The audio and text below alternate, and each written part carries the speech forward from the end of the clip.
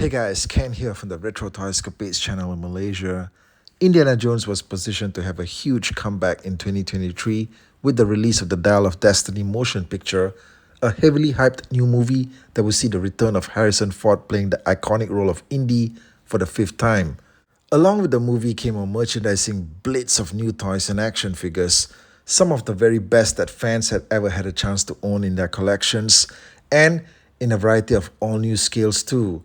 Of particular interest, not just to fans of Indiana Jones, but also to collectors of 1/64 scale die-cast models were a series of all-new vehicle releases from Matchbox, who gave us great renditions of the River Flyer and MBX Skyliner, as well as the 1936 Auburn Speedster.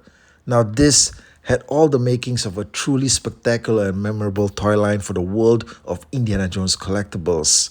Sadly, the new movie was a huge, colossal flop, okay? And interest in the new toys appeared to quickly fade, leaving the fate of many highly anticipated figures in limbo, possibly for all time. But there was always the hope that Matchbox would at least continue on with their line of diecast vehicles.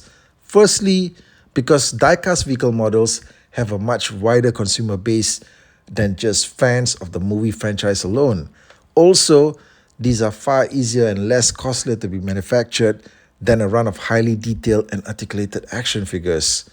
But for almost half a year now, we heard nothing from Matchbox.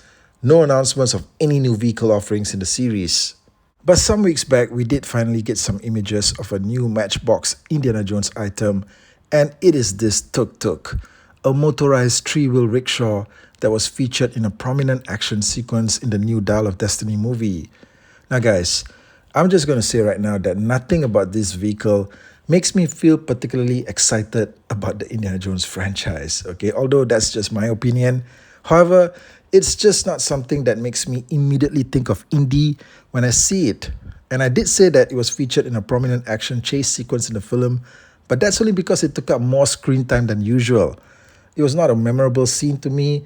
There were no real stakes or suspense, and it involved a bunch of completely forgettable villains who had very little or zero consequence to the plot. Now, the vehicle itself does look fairly well detailed, and Matchbox has already brought this thing into Malaysia, so I will do a review of it once it's finally in my hands. But I do think that it's a strange choice, okay, to bring everybody back into the Indy brand by having this thing out there after a period of absence, after a time that we've not seen any new Matchbox products. Suddenly we see this thing there on the shelves. It's based off a scene in the most underperforming Indiana Jones movie of all time. Not many people would have seen the sequence or even cared for it.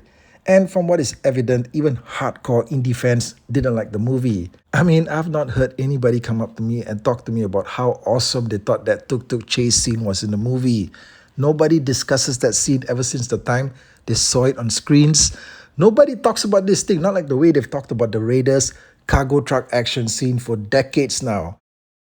In addition to this, we have another vehicle product coming in the series from Matchbox, and it's called an Indiana Jones themed Ducati Scrambler. Now, I gotta say honestly, the first time I saw the image of this thing, I was wondering to myself, when in the hell was there a Ducati Scrambler scene in the movie?